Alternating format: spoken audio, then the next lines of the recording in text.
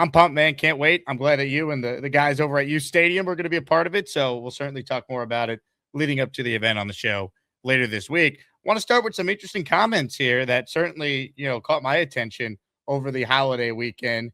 Kevin O'Connell, he's lauding Darren Mougey. And at first, a lot of people, I think, were like, wait, why is Kevin O'Connell being asked questions about the Jets? And then you remember, well, KOC and Darren Mougey, they were college roommates at San Diego State. In fact, Kevin O'Connell beat out Darren Mougey to be the starting quarterback at San Diego State. So Mougey changed positions and became a wide receiver. But speaking to the media on Zoom ahead of golfing in the American Century Championship, O'Connell praised Mougey and the Jets for their, quote, well thought out plan, saying, I just think the plan that he's had has been really well thought out.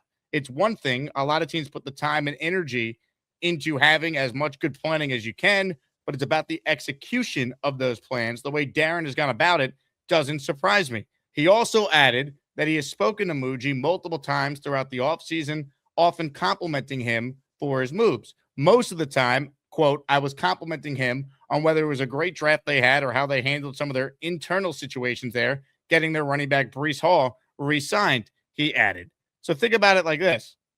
Here's one of the better NFL coaches in the league, a young offensive guy who's had tremendous success, taking note and acknowledging that at least one member of the Jet organization seemingly understands and knows what he's doing. I know people around the league and my conversations have noticed what Darren Mougey has done to this point.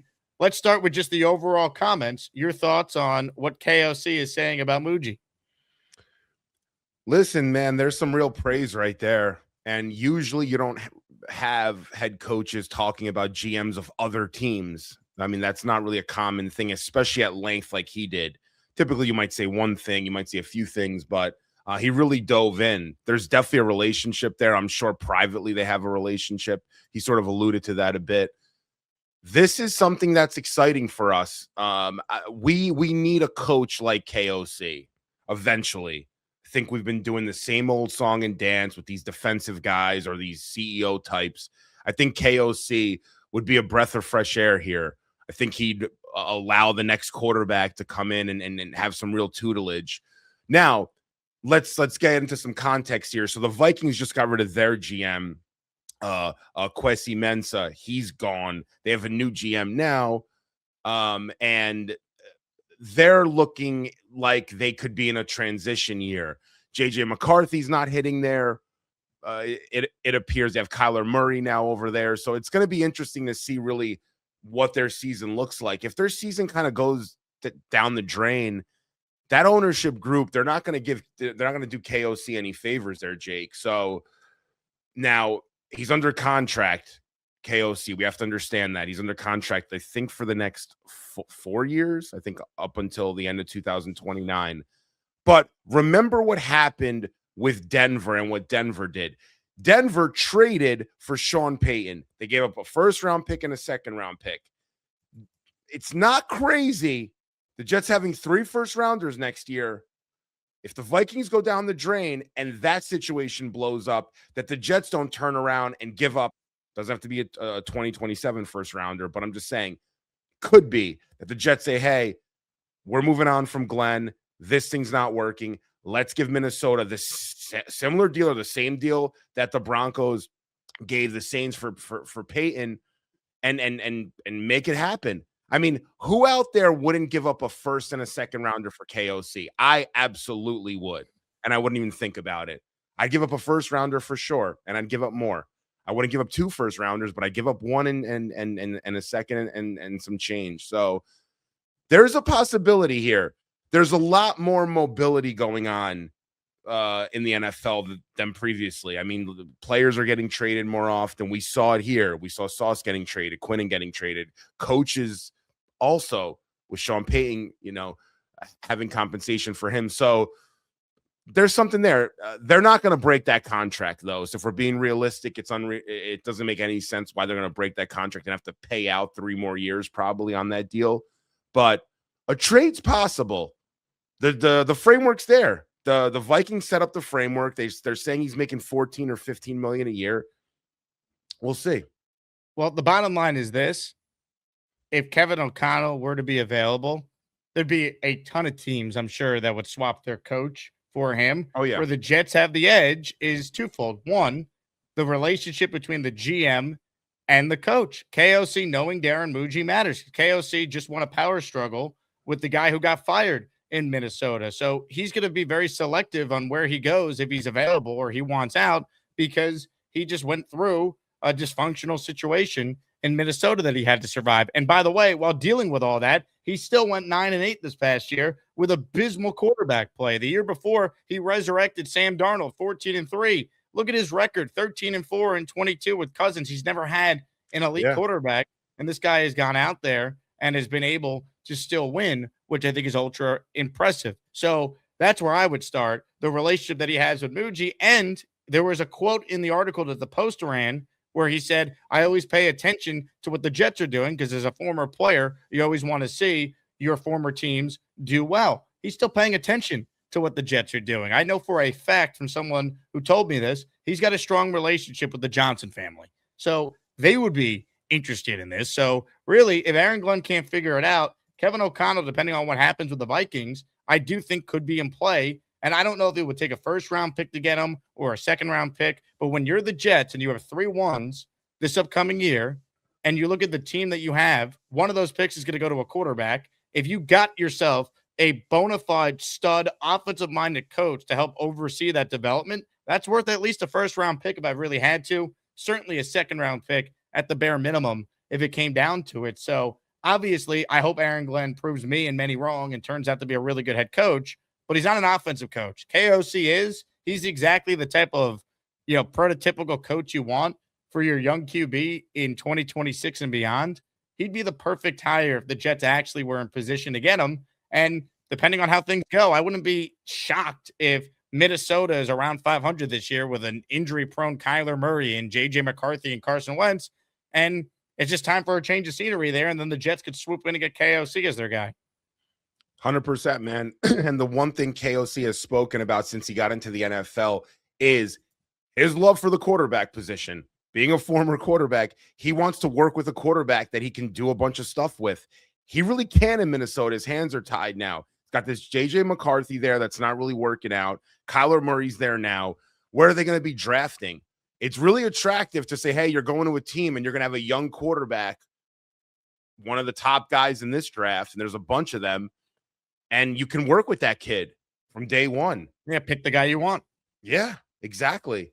He really, I mean, the whole thing where that thing will blow up is when it's figured out what happened with JJ McCarthy. Because if JJ McCarthy, who I think will end up starting at the end of the day there, he doesn't work out, heads are coming off there. The ownership's not going to like that they invested all this in JJ. They got rid of Sam Darnold. He just won a Super Bowl. It's kind of a bad look there all around.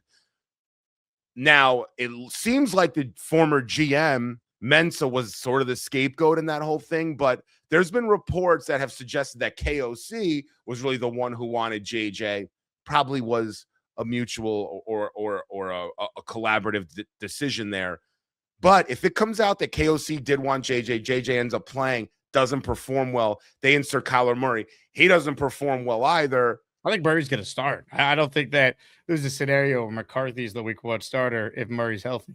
I mean, I think it's a competition, Jake, but you drafted, what they draft JJ, 11th overall or 10th? I forget.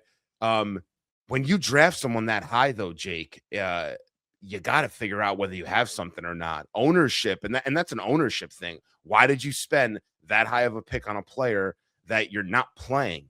So they're going to have to figure out what they have in that kid. So you might be right. I think JJ is going to end up starting at the end of the day, and then they have a quick, pull on him, a short leash with him. Regardless, if that whole quarterback situation doesn't work out, it's on KOC. And those are conversations that, trust me, coaches, especially former quarterbacks, don't want to be having with ownership.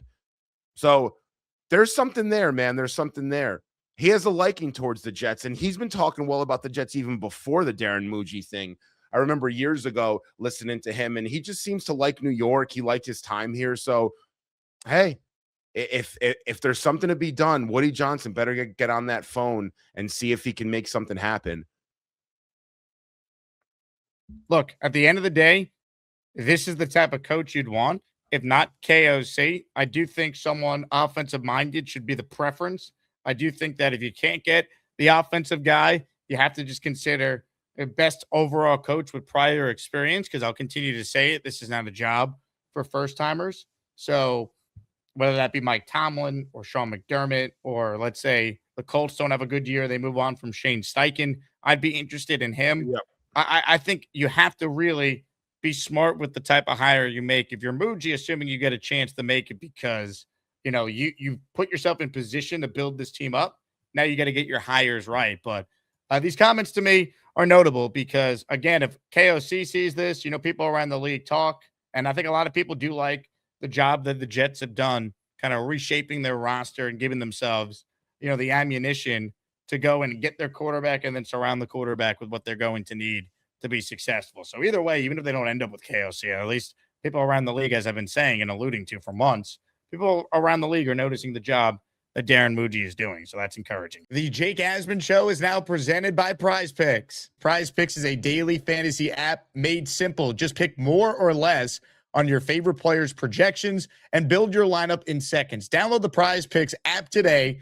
Use code HMA to get $50 in lineups after you play your first $5 lineup. And PrizePicks is already offering NFL futures, including futures for New York Jets players. Take a look at the lineup that you see on the screen. Garrett Wilson, more than 4.5 reception touchdowns. David Bailey, he's going to have at least 7 sacks his rookie year. Arvell Reese, almost a Jet. I think he'll have at least 3 sacks in his rookie year with the Giants. That is a 3-pick power play, $10 to pay out $60. That is just an example of some of the lineups you can make over at PrizePicks. Make your own lineups today for any sport. Just download the PrizePicks app, use the code HMA, and get $50 in lineups after you play your first $5 lineup. The Ghost writes in, would you trade a second-round pick for KOC? In a second, I would. I trade one of our first that's not the best first for KOC. That's how far I'm willing to go. Same. Yep, I do the Sean Payton deal. I think it was a 1, a 2, and a 7. Yeah, I'm down with that totally. Look, and look how that turned out for Denver. Denver was they were the 1 seed last year. Right. They were the best team in the AFC. So I mean, on in terms of record, they were 14-3. Well, I mean, yeah, I definitely would easily. Kyle Clifton wrote in, Mougey already has the Jets job. Glenn's 1 foot out the door. I don't think public lobbying Mougey's committee makes sense. KOC's been there a while. Coaches are hired to be fired. If they have another underwhelming year and the Vikings owners and KOC come together and they want to move on, you could see it. Yeah, Jake, I don't think they would fire him though, right? It would have to be via trade. He just signed an extension last year. So it would have to be, or I think earlier this year, actually, in January. So I don't firing is rare. Is in this situation would be a little rare because you're talking less than a year into your new contract. But I think a trade is viable. I do. They just got rid of the GM. They always say when one piece goes like that, like the GM, and you have a sitting head coach, yeah, you might want to give him all the power, and that's sort of what happened there. But if he doesn't deliver this year and it's a mess, you never know what can happen. It's not crazy. And the stuff KOC, someone had commented, I saw on Twitter, that they're like, well, what do you expect KOC to say about Mougey? I mean, KOC went at length to say how much he loved what Mougey's plans were, how he prepares, his preparation, his discipline. And he goes, I'm not surprised that he's like that. He used to be his roommate. So, I mean, they know each other really well. So, yeah, man, there's definitely something there. Maybe it's not even this year. I hate saying maybe it's, you give it some time, but it is good to hear a head coach saying positive things about your GM. And we have a really good GM. I think the draft was just an absolute home run. Day 3 is always going to be day 3. We can always critique that, but Mougey. Yeah, man, the first and second round, that's as good as you're going to get, man. Bailey, Sadiq, Omar Cooper Jr., and Pons, man. That's that. Dude, you just stacked the deck right there. That's as good as you can get, honestly, especially for us. We need players like that. Sam with a super chat. He cuts the line. How many playoff games has KOC won? Give me Kubiak's little brother. See, why would we hire the unknown when you can have the known? Kevin O'Connell's never had great quarterbacks. He's won. He's been really good. He's hired good coaching staffs, right? See Brian Flores, see Josh McCown, see some of the other names on that staff. Mike Pettin was with him for a while. He has that relationship from when the two were with the Jets years ago. Like, KOC is exactly who you would hope Kubiak's little brother would end up being. You know, you take the proven offensive coach if you could get him. Now, if they can't get KOC, I'd be open to, Davis Webb, who's out in Denver, who Sean Payton, in order to keep, actually stepped down from play calling. So Webb could do it for Denver for this year. That's how valuable Sean Payton felt he was. So I'd be open to that. But I want the proven offensive guy if I can get him. And this guy knows Mougey, played for the Jets. Like, he's the dream coach for me if we could get anyone that is potentially available. Yeah, and KOC's coached for 4 years, remember, right? 4 years, and he coached 2 playoff games. They happen to lose both of them. I mean, yeah, he hasn't won a playoff game, but that's such a small sample size, man. 4 years, you went to the playoff twice, you lost twice, and that's it. I mean, like, the playoffs, you lose, you're out. You're not playing another playoff game until maybe the next year. So, I mean, you're taking a small sample size. I hear that all the time. Oh, how many playoff games KOC won? He's coached 4 years. I mean, you make it see it. We're not talking about a guy that's been in the league for 8 to 10 years.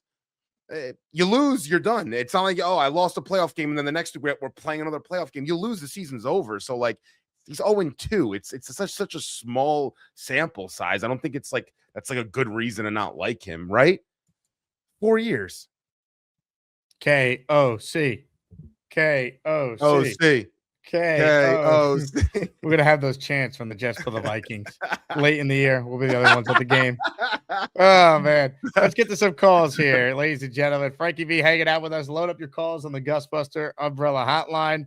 Let's say hello first up today to a man that we call around here, Kyle Clifton.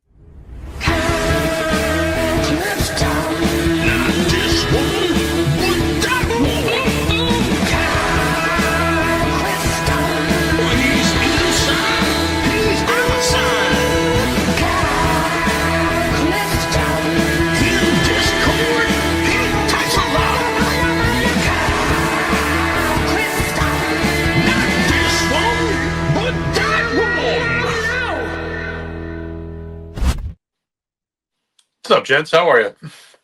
Hello, Kyle. How you doing, sir? So, I agree that KOC would probably be one of the top candidates. I agree that we'd probably have to give up compensation to get him. I don't think he is worth the Sean Payton package because he is not as accomplished as Sean Payton. Now, what does that mean? Like, to me, that means the most you would give up would be a future one, not a one in this all-timer draft next year. It would probably be a one in future years, or some combination of day 2 picks over the a second this year and a third the following year, something like that. To me, that's fair. Otherwise, we're still in the middle of a rebuild, and there's a dearth of talent, especially to my way of thinking, on the defensive side of the ball, that I would like to kind of use those picks to bring us up, right? I get it. You don't get something for nothing. I get that he's signed.